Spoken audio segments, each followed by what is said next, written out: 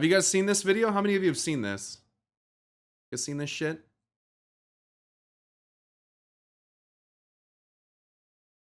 Where is he, by the way? I haven't seen him since the end of BFA. I don't fucking know. I thought he was dead. I thought this motherfucker was dead. Alright, we're gonna see what's up. Alright, listen up, heroes, and get ready, because we're about to blow the lid off of one of the greatest conspiracies in modern-day Azeroth. I'm your host, Xaxxas, broadcasting from Crapopolis, Kazan, and today, we're peeling back the layers of a tale so audacious, it can only be delivered by one master storyteller, Chris Metzen. I'm talking a tale that revisits a familiar, yet unexplored place that has long been on the maps of Azeroth from the very conception. A location steeped in potential and expectation, the legendary Undermine. Cataclysm teased us with Kazam's smoky surface, but the true wonder, the bustling, vast tunnels of the Undermine remained shrouded in mystery. So now, as we This gear is your up video? for the war within the underground. Oh, it is. Oh, this is you. Wait a second. Yo, what the fuck? Okay. What the fuck? It's not so much a question of if or when, but why we delve into the heart of goblin ingenuity. And we probably and will. who I better agree to with face that. off against when Undermine we go it. there than our very own Jastor Gallywix.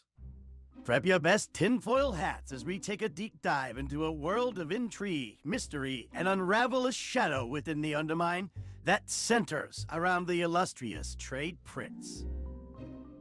Introduced to the Cataclysm expansion alongside Kazan of the playable Copland race, Gallywix has become an iconic character of the Warcraft franchise, representing the best and worst of goblins everywhere.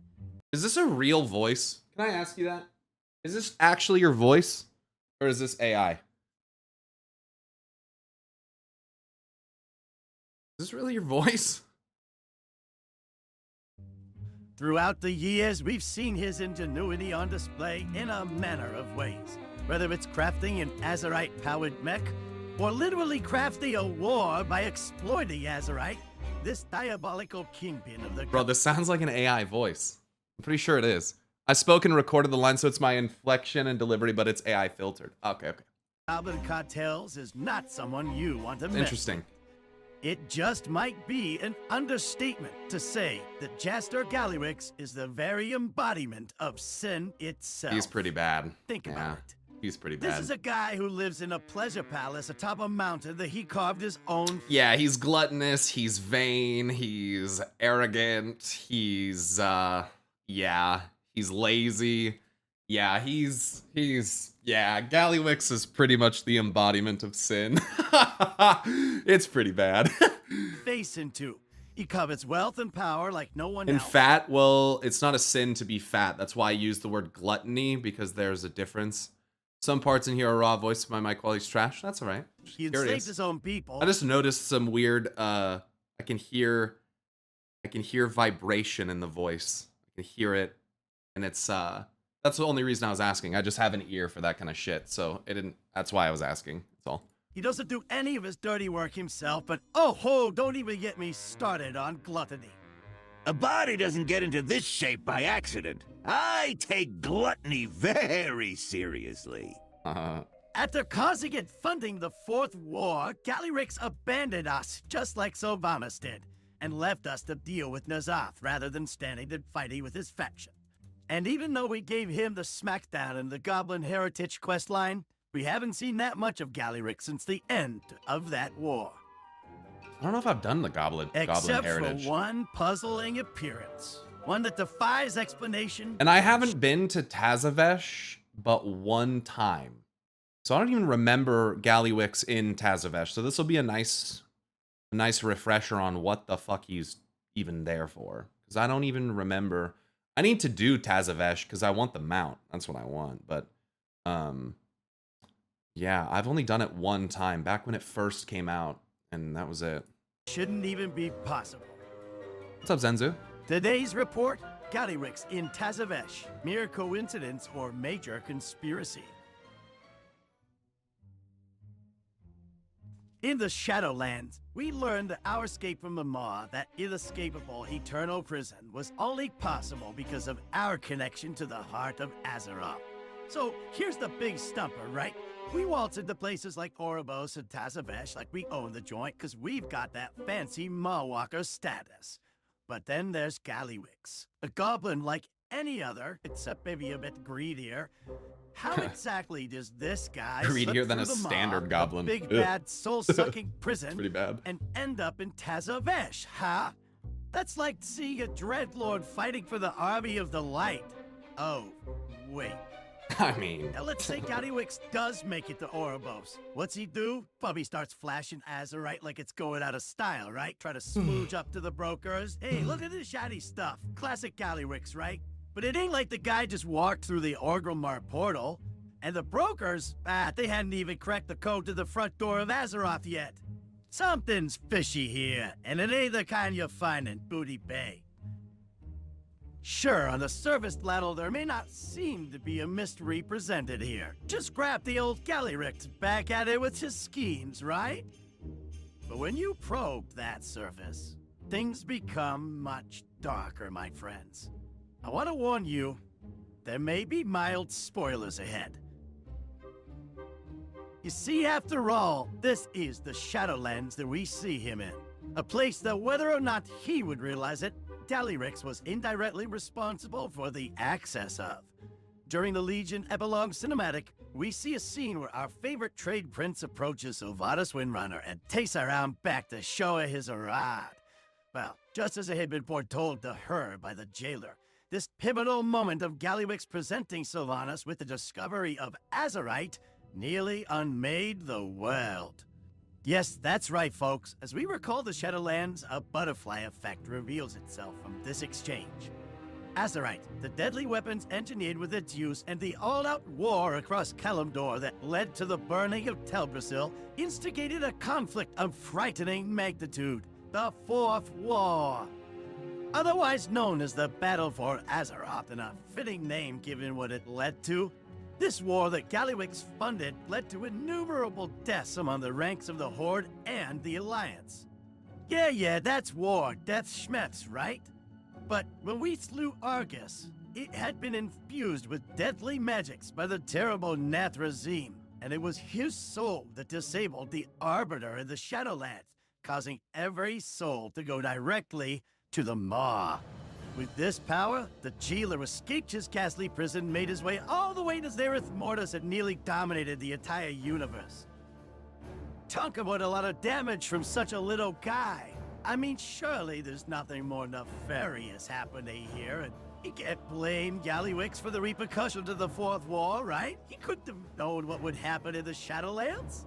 But what if I told you there's a more sinister plot at hand? And what if he told us, and we were just too blind to see it?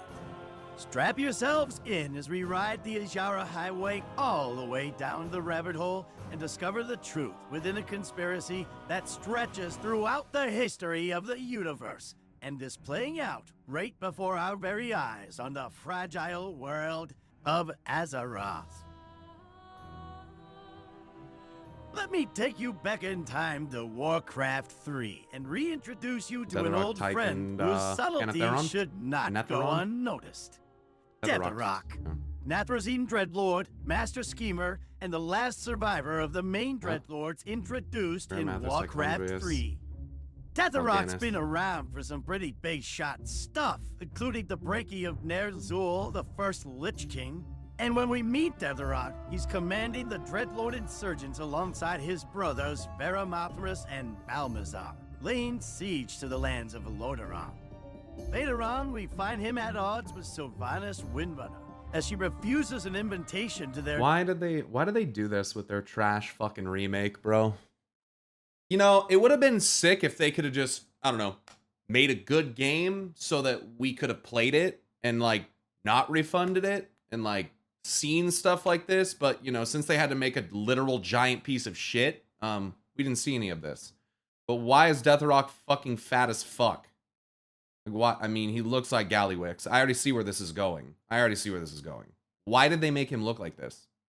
Why do they drastically alter the look of characters in Reform? I don't understand it. I'm so confused.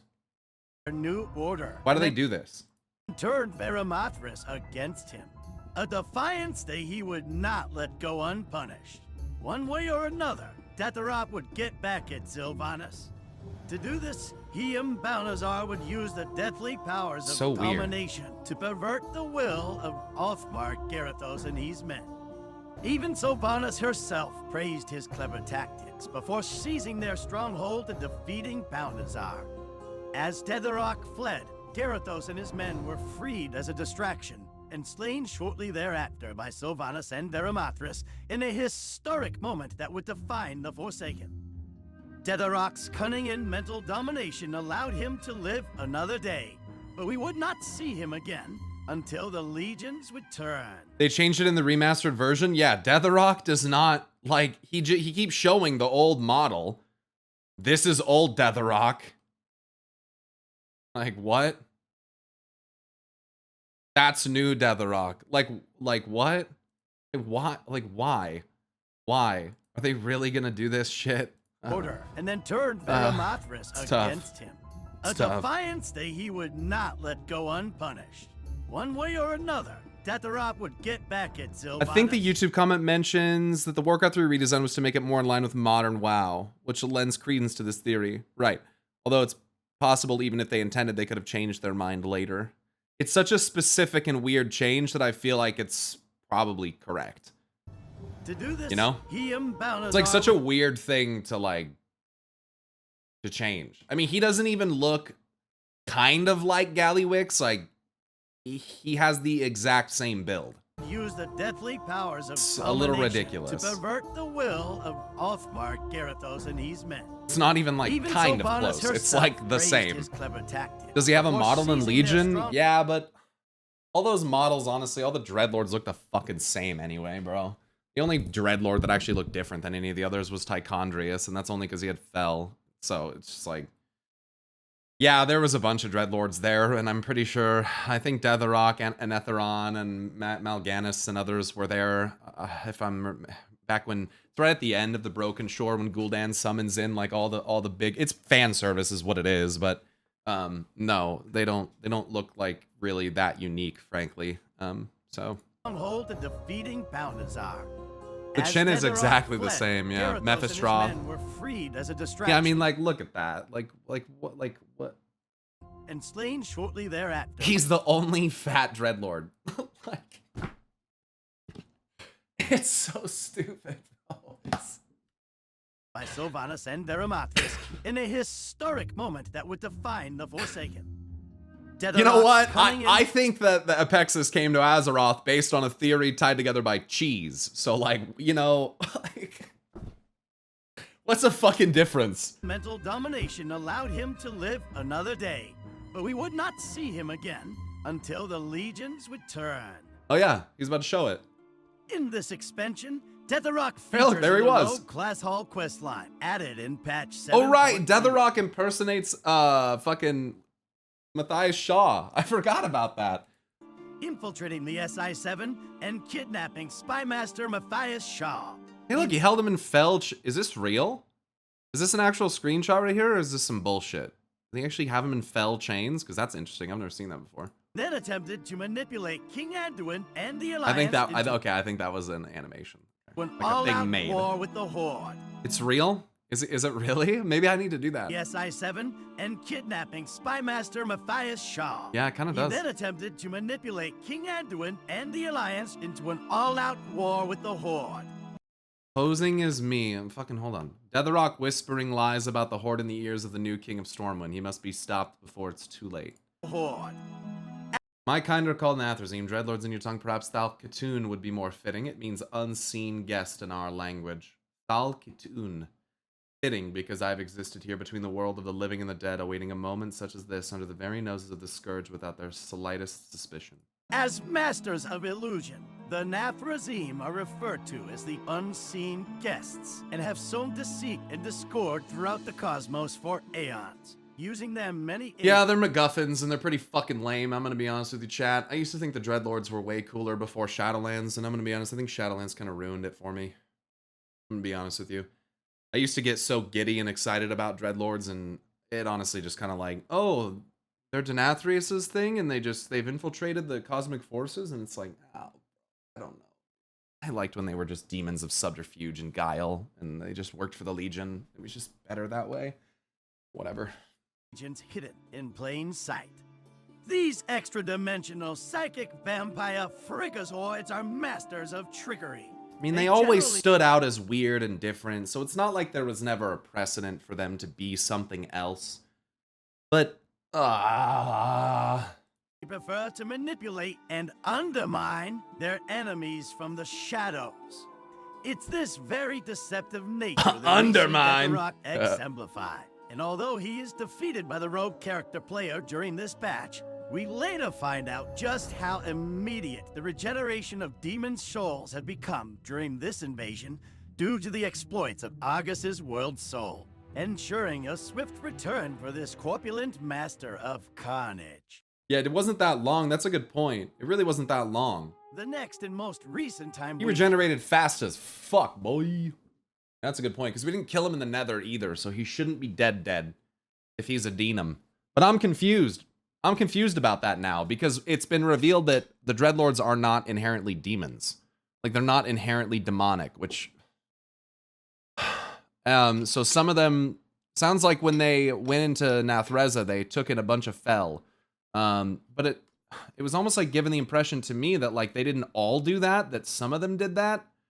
But maybe they all did that. So... like, the question of where does a Dreadlord's soul go when it dies is like, is it the same with all of them? Like, the Thraxian's not a demon soul, right? So, like, his soul's not going to go to the Twisting Nether if he dies.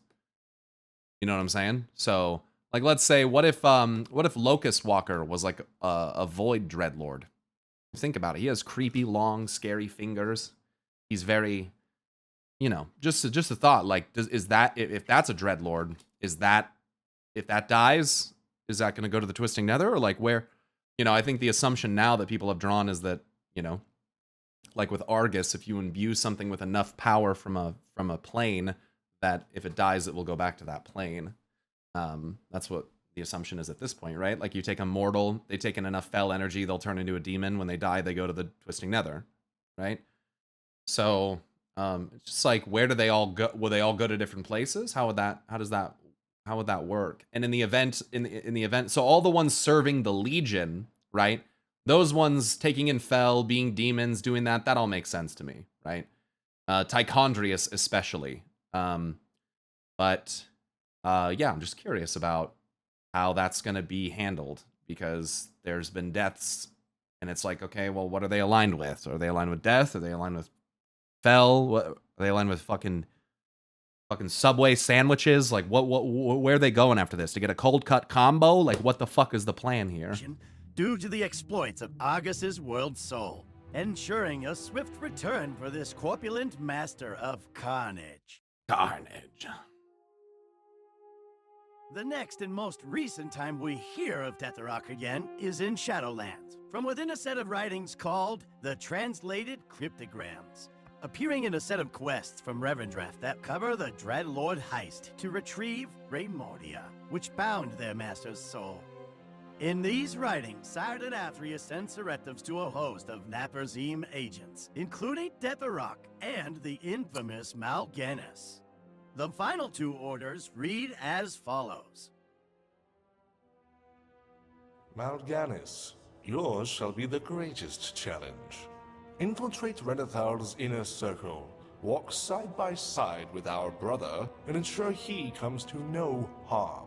So yeah, the fact that Denathrius is protecting Renathal, that Renathal decided to put on the crown, I'm real sus of Renathal. I'm gonna be honest with you.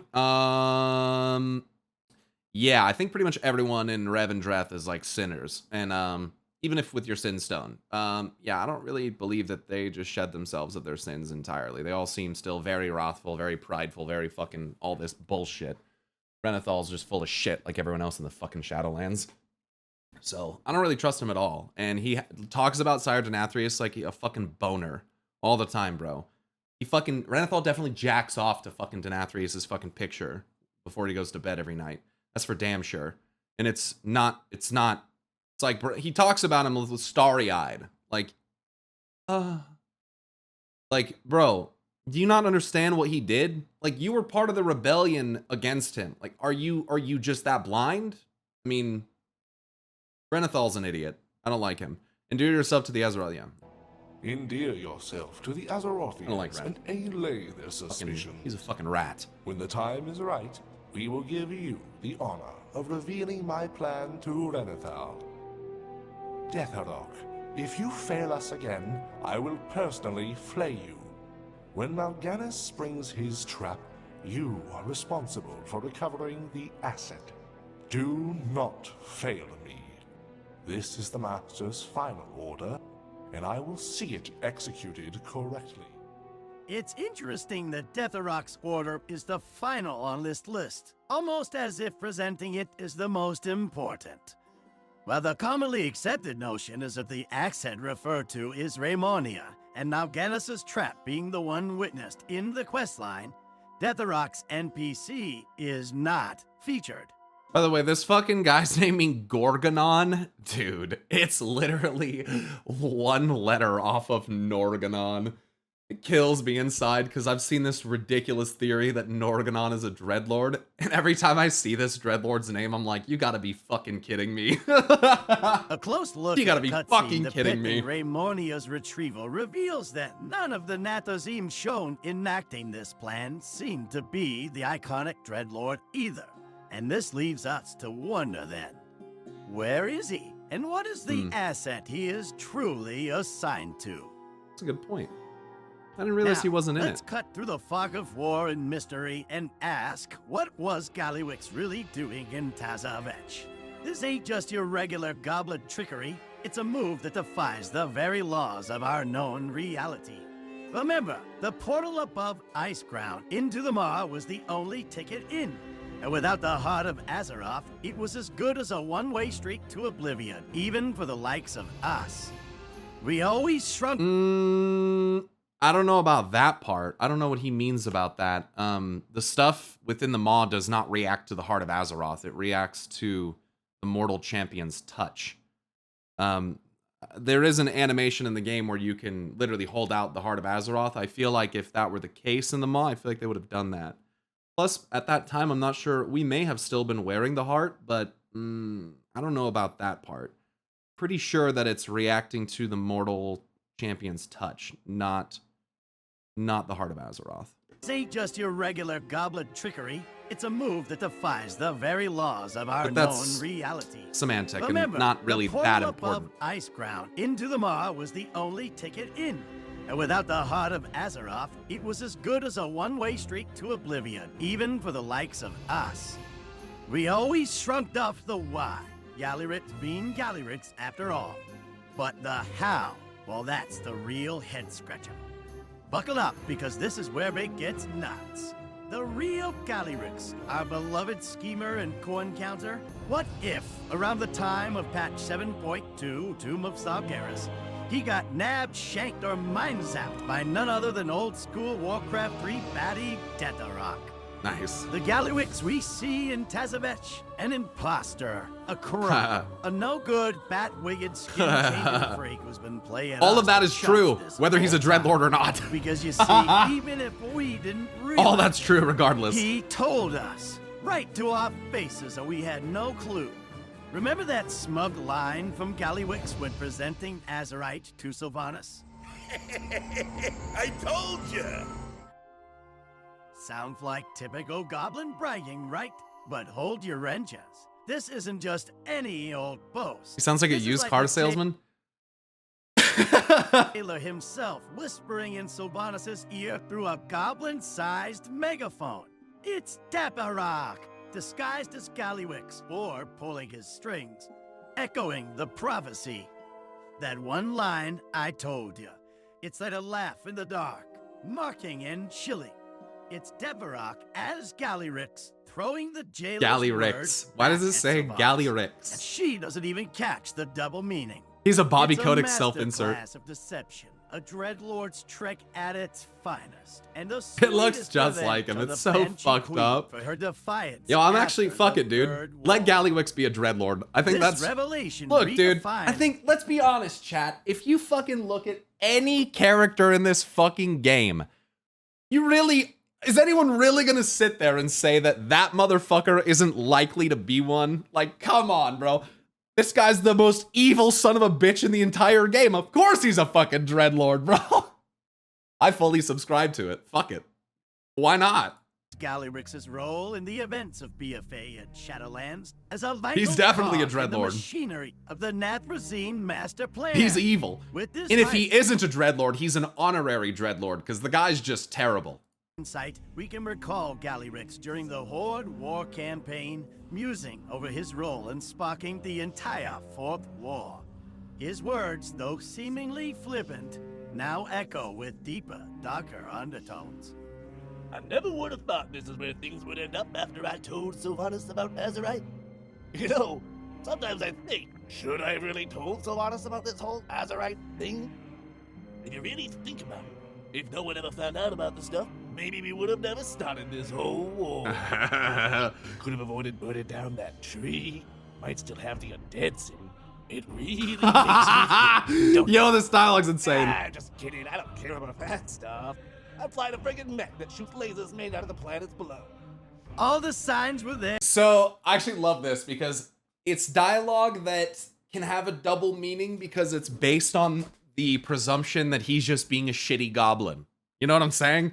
So, like, you can read that dialogue as like, oh, all these terrible things that have happened to the world, but I don't give a shit because I made money, ah! You know, like, you can see it that way, but you can also see it as like, why is he, it is rather astute of him to, I guess in a sense, kind of recognize that his actions did lead to this occurring and to kind of hint at that. Makes you think, don't it? Like, that could be pretty cleverly written dialogue to suggest something. So I like this, actually. I love dialogue that can be interpreted in multiple different ways. That's part of what makes Old God Whispers so interesting to me. So when you have dialogue like this where they're kind of like saying it right in your face and you know, I often get a kick out of this because sometimes their hinting is very, very like overt and obvious and it sometimes just doesn't get picked up on. And this is dialogue that I completely forgot about. Like, I remember this is when you go to,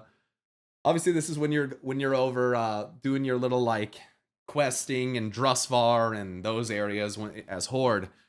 So I remember the sequence of quests, but I would not have remembered this dialogue.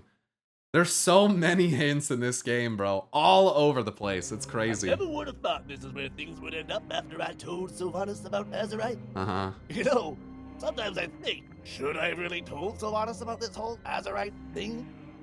If you really think about it, if no one ever found out about the stuff, maybe we would have never started this whole war. Could have avoided burning down that tree. Might still have the undead city. It really makes you think, don't it? But at the same time, we've got a new tree back. We took back Lordaeron. Like, things are being reversed in a sense too. So it's like if this was his plan, it's not going well now. Just kidding. I don't Unless he care about just that did what was stuff. necessary I to fly get a us friggin' there, mech that shoots which I think lasers is where made out this of is the obviously planets below. going. All the signs were there, and all we had to do was look. You think it's coincidence that the D in Gmod stands for death? Let's not forget the time he escaped the Alliance player by using a decoy literally named Gallywix Impersonator. Talk about a classic move from the old bag of Nathrazine. That's a pretty good point. And the Magnetar in the room, his excessive weight. It's not just a visible trait, folks. There it it's is. a clue, a symbol, or a flexion. He really is the only overweight goblin. You guys realize that? Like, the only one in the entire game. Magnetar in the room. So- his excessive weight. It's not just a visible trait, folks. It's a clue. A symbol, I think he's probably or a right. I flexion. think there's honestly a very Both good chance Deathrock that, and I mean, yeah, bro. I mean, come on. I think that there's a pretty good fucking chance that that's the dude. It's the same picture. So, I mean, come on. I mean, he's even got the right ears, the right nose. Oh, goodness, man. Gallywix is a fucking dreadlord. Both Deathrock and Look at the mouth. I know. All the little facial traits. The fucking sneer on his lips. Yeah, with his extra tooth, which is a gold tooth in this case. Yeah, dude. I think he's honestly probably right. I'm not even memeing. I think that Gallywix honestly has a very high chance of being a dreadlord. And I hate... Look, I'll say this. Let's just point fingers at everyone around us as dreadlords is lame. That's not what this is doing. So I just want to say that, like, this is a very well thought out, entertaining, and has, you know... It's not a stretch of the imagination to think that Gallywix is a dreadlord. Other characters that people like to say, it's a little bit of a stretch of the imagination. Okay, so I like this a lot. I think it's pretty hilarious. both Deathrock and Gallywix are the avatars of gluttony. I It take sure looks like a big gluttony diamond. I mean, that's what it sure looks like to me. Very seriously. This blatant embrace of sin, a hallmark of the Nathrazim and their master, now casts a sinister shadow over what we once saw as mere greed. I mean, I don't know about that statement. What we just saw as mere greed? Yeah, no. Gallywix has been a rat evil fuck forever. So, like, this is not a... If you somehow liked Gallywix before, I don't know what to say. As mere His own greed. people don't even like him. Suddenly, Gallywix as sin incarnate isn't just a metaphor. It's the perfect camouflage for a dreadlord. The unseen guest in its most devious form. The King of Diamonds has been made a pawn. Oh my god. Like, the base there. Waiting for Magni Bronzebeard to prove himself the subject of the What do you mean you've been waiting? Ashara literally says it. I'm confused. This is where I knew I'd get lost, chat. Not to be a dick, not trying to be a jerk. It's a good video. But Ashara quite literally says, you know, the Diamond King has been made a pawn.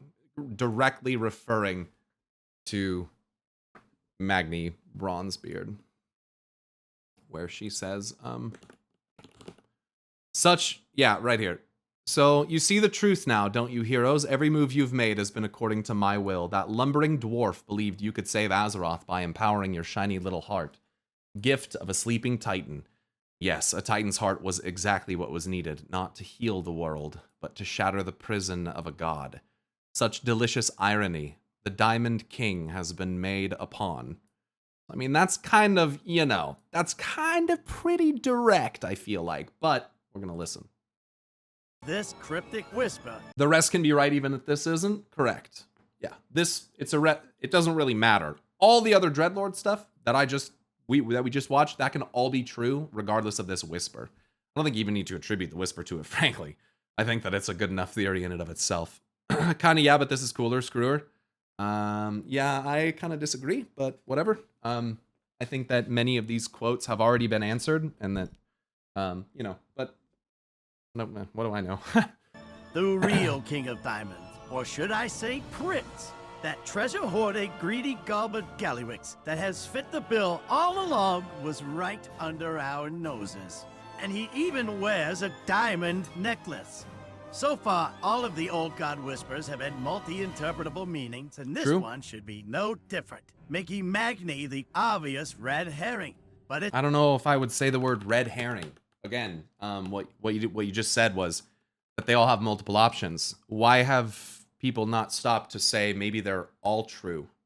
Think about this. Like, which one's the lie? Which one's not? Like, they're not lies. They're literally 1,000 truths. Like, they're just gonna say the same fucking shit over and over and over. Like, it's not gonna fucking change. Okay.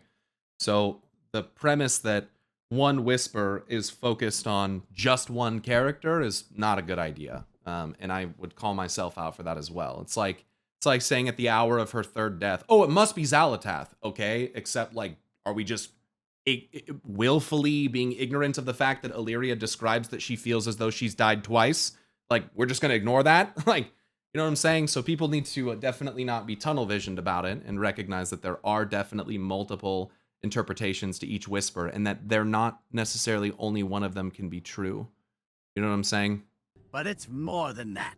It's a forewarning of the real war within. Our upcoming journey to the Undermine isn't just a jaunt to the Goblin Metropolis. Oh no. It's a race to stop Datharok from tinkering with the world's soul.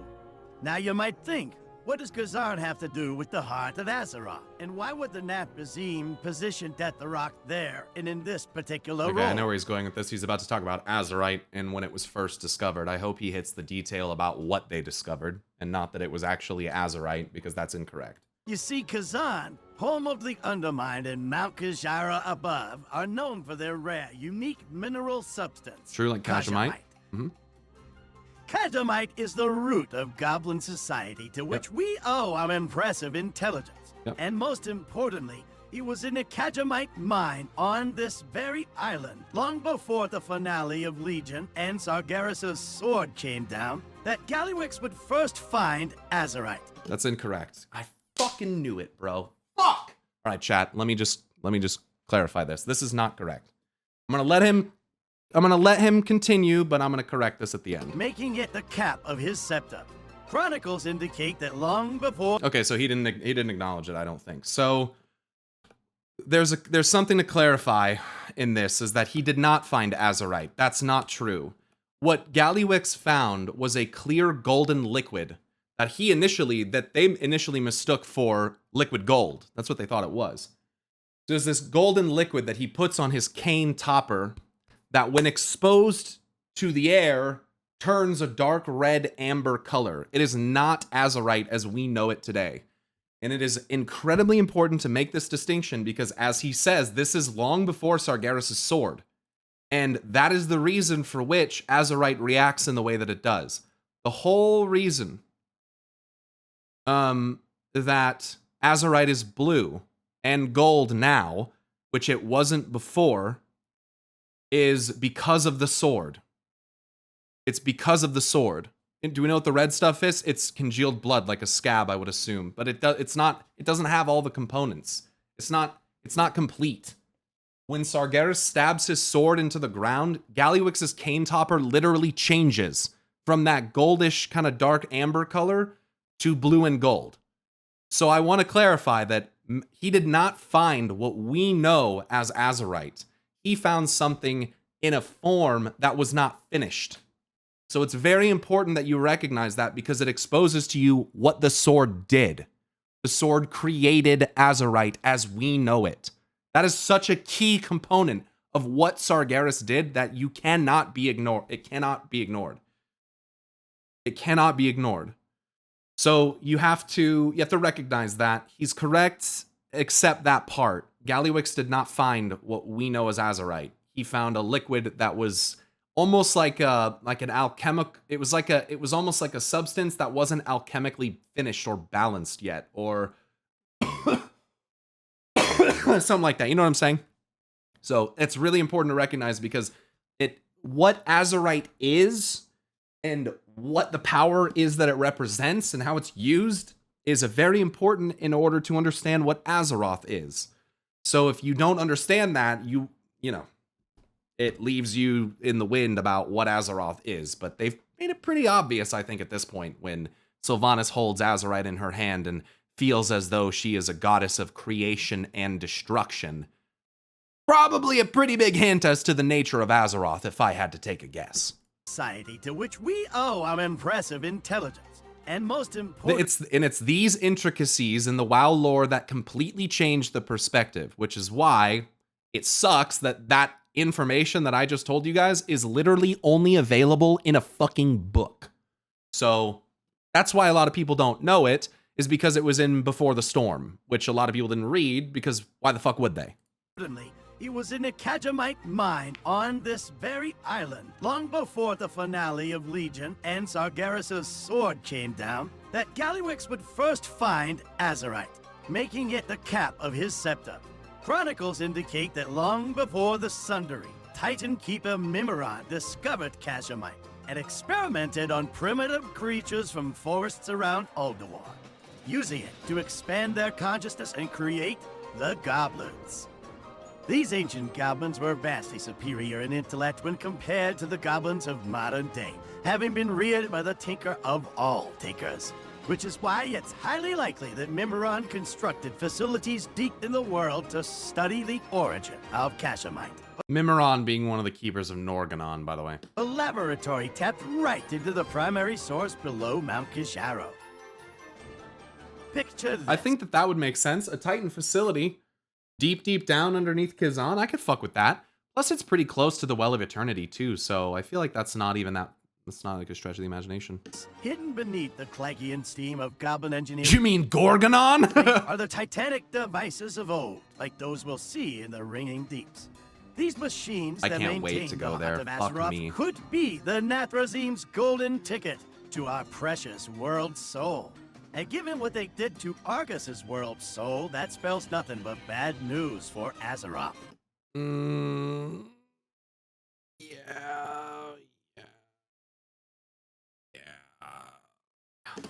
So as we gear up for the war within and venture to the Undermine for what seems to be a simple showdown with the biggest, baddest goblin in town, we'll actually be The dealt Heart of Greed. into the heart of greed itself. And So is this made up? This isn't real. Or is this real? Was this announced? I forget. Was Undermine a thing? I can't remember. I'm genuinely asking. It's made up? there in those shadowy depths, we might just unearth Datharok's diabolical scheme and delay the coming darkness. I really do think Gallywix being a fucking Dreadlord is actually such a good idea, dude. It's such a good idea. And that, my friends, is where our roller coaster ride of revelations comes to a halt. For now. But the game isn't over while there are still pawns in play. But we unravel the web of Nathrazim lies together, delve into the deepest tunnels of the Undermine, and expose Datharok for his dastardly crimes. I remind you that it is not just about adding new locations to our maps. It's about honoring a piece of Warcraft's history that has been with us from the start. It's about picking up a thread laid down years ago and weaving it into the brand evolving narrative that has captivated us for over 2 decades. I don't know what you're talking about. Game has shit lore. Thank you for tuning in to this episode Shit of lore. Knowledge Wars. where the Yo, thank truth you very isn't much, just out there, Zeldrick, for the it's 5 buried gift under layers those. of Wow. goblin Paying it gold forward and there to Titan Swage. machinery. Remember, folks, you Gold are cast. the resistance to the The Roxas, thank Nathrazim you. world order. I appreciate your time today because, as every goblin knows, Time is money, friend. True. don't forget to try our Cantamite supplements. Good video. It's a good video. Yeah, the only video on the channel. Wow, look at that. Channel with, this is why quality over quantity is important. Because a channel with literally no subs and 1 video can get more views than my videos. So if you ever feel like there's some kind of barrier that keeps you from making your thing, that's not true. Just do it. But being a pussy and fucking do it. Because once upon a time, like Xaxxas here, I fucking made my first video. And you just gotta do it. You just gotta send it. If you feel like it's something that you might enjoy and you want to put the time into it, just fucking send it. So yeah, I think it's a good video. It's pretty awesome. It's pretty awesome for a first video to get that kind of viewage. That's pretty sick, dude. That's pretty sick. Be proud of that. It's good. Yeah, I honestly subscribe entirely to the fucking idea that Gallywix is a Dreadlord. I have no problem with that at all. And the fucking Datharok hints are, that's pretty, red flaggy, you know? Yeah, it's pretty red flaggy. Yeah.